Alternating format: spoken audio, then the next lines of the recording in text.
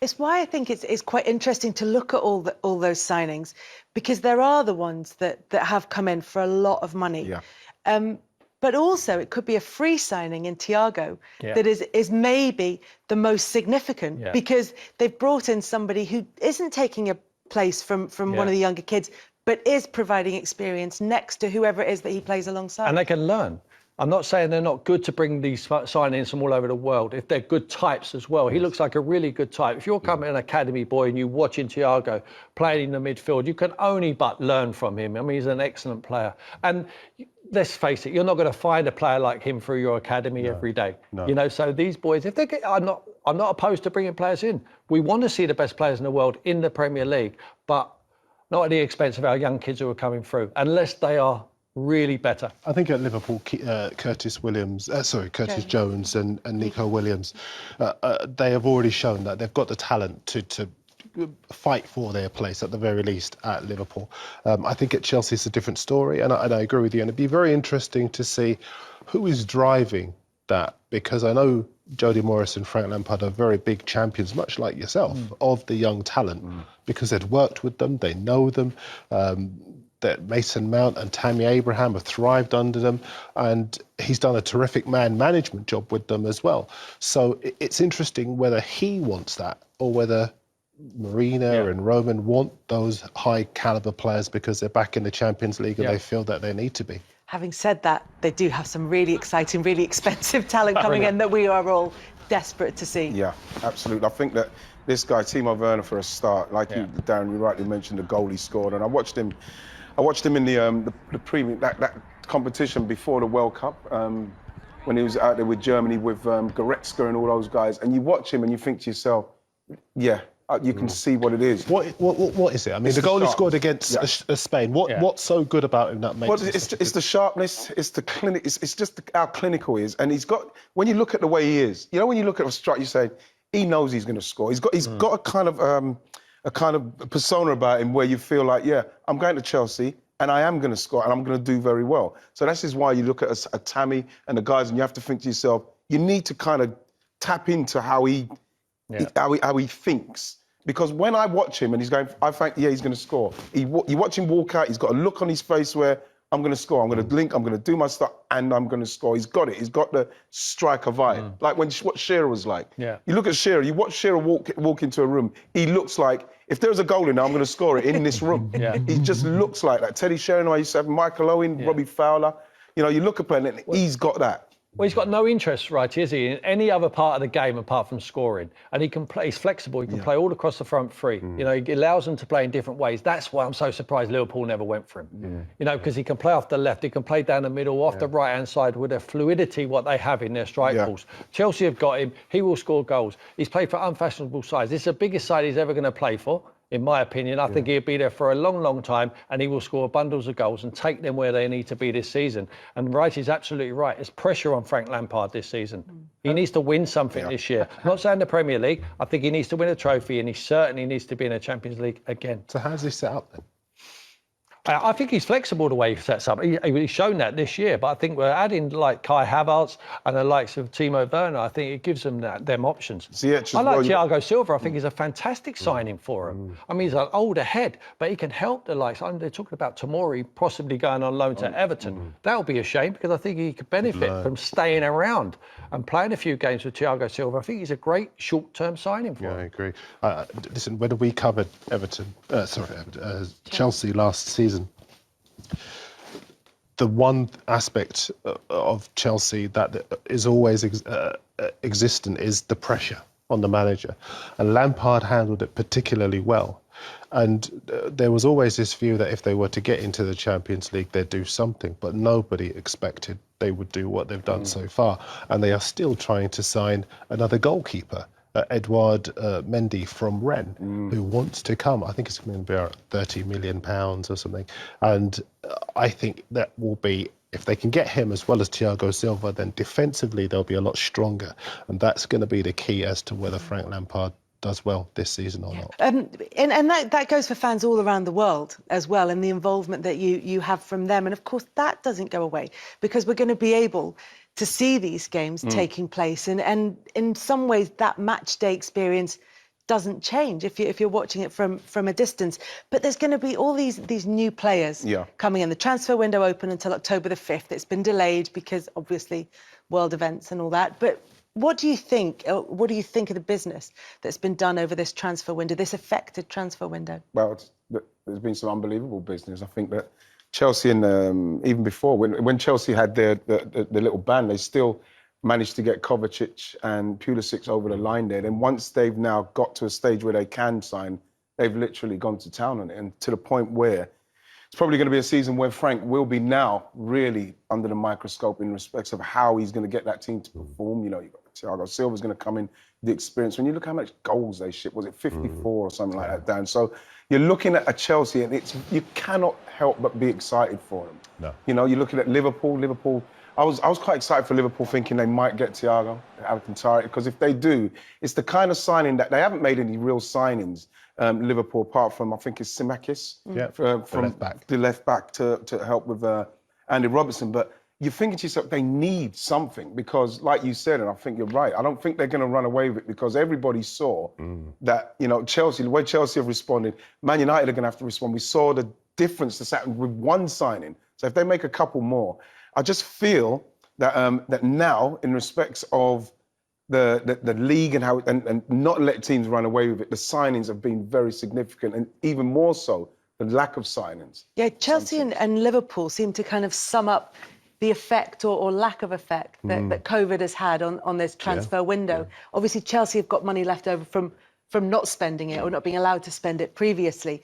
But you look at someone like Timo Werner and the way that played out. The player appeared to be keen to go to Liverpool, couldn't get that deal over the line, and is now very happy to be at Chelsea. And you saw the goal he scored against Spain as well on the international tour. He looks like a real footballer. I mean, I let the Masters talk about that, but I think as far as... There is one small point to make on this, is that fans will be looking with interest at the money that's being spent, because during the lockdown, football was telling us we're facing a financial crisis and players need to take pay cuts. Some players did, some players didn't. Those players got vilified who didn't.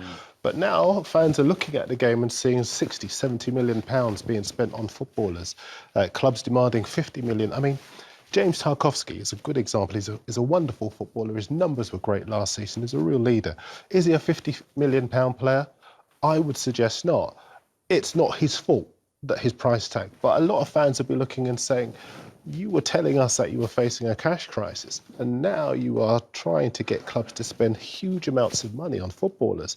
And that would stick in the craw for people who, A, can't get into games, and B, you know, are struggling and having to pay high season ticket money to subsidise these clubs. So there is that small point. Sorry to get in the hobby. But it comes back to how the clubs are financed differently and how affected they've been by this crisis. The ones that are run, Liverpool and Chelsea being big differences probably in this. They are, and I think Liverpool in particular are being very sensible about the way they go about their business for two reasons really. A, because of, as you say, the financial issue, but also because, and I'm sure the guys will give me more insight on this, but when you have a winning mentality at a football club, and when you have a dressing room, your dad knows all about this, you know, when you've got a dressing room that is a unit and is a juggernaut, you have to be very careful what you add to it. You know, Newcastle, this is just Aspria. But Newcastle just completely lost their momentum when they signed him. He's the only one I can think of at the moment.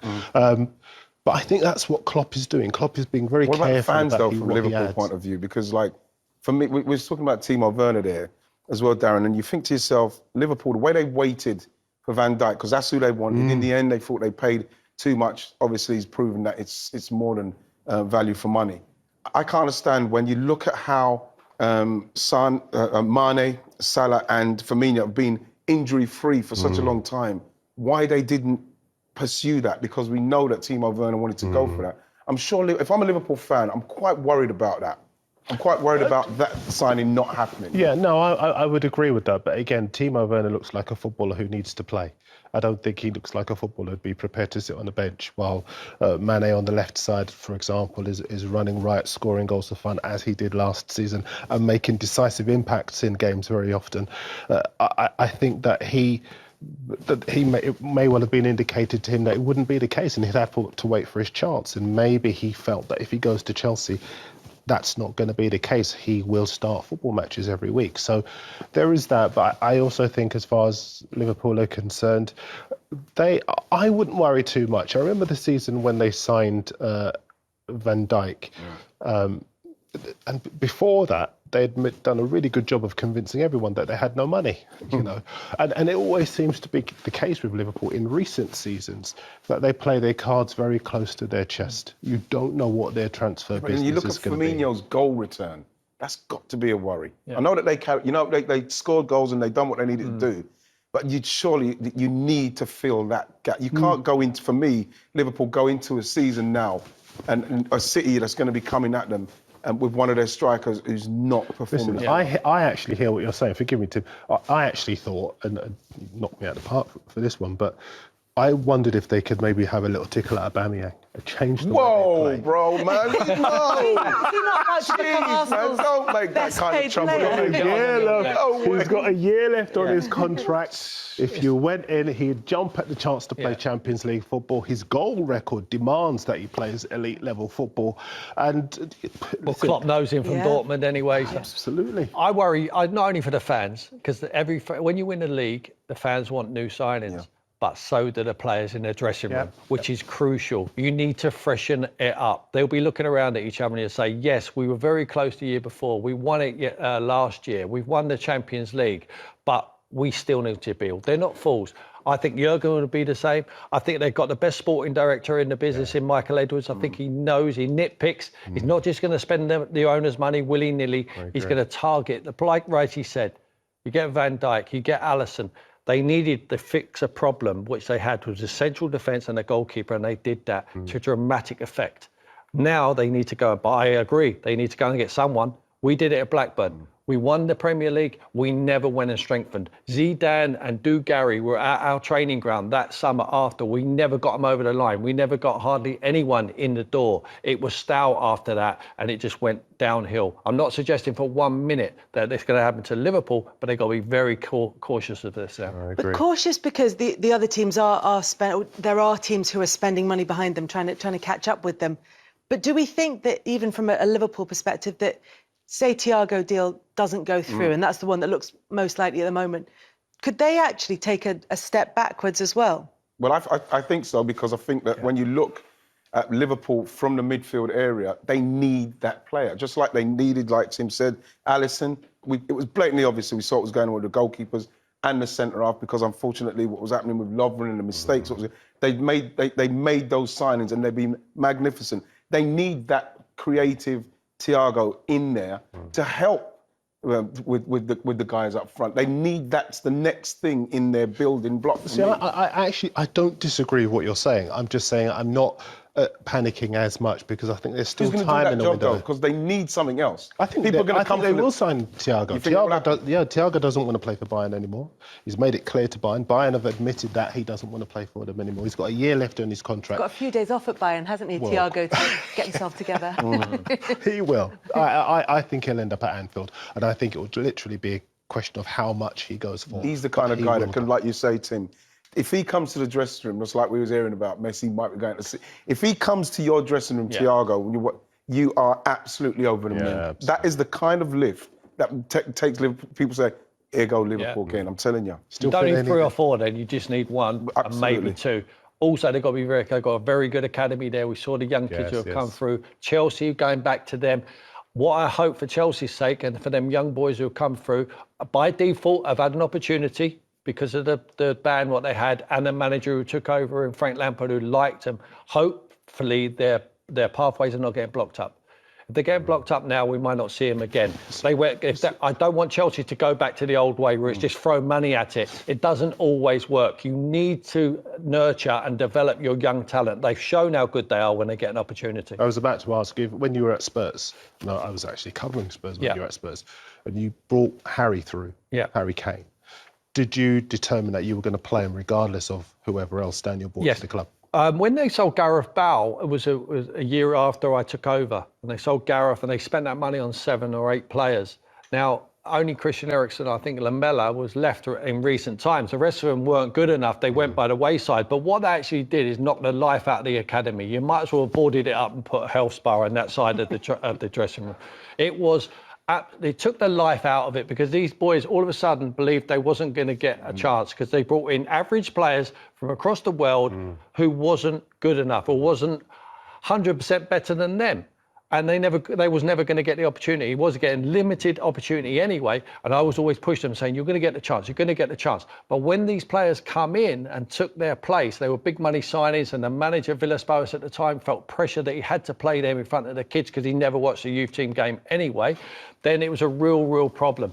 But we managed to keep him alive, and Harry come later. So when Harry got into the team, Soldado, who was a big money signing from Spain, a great lad, tried his best.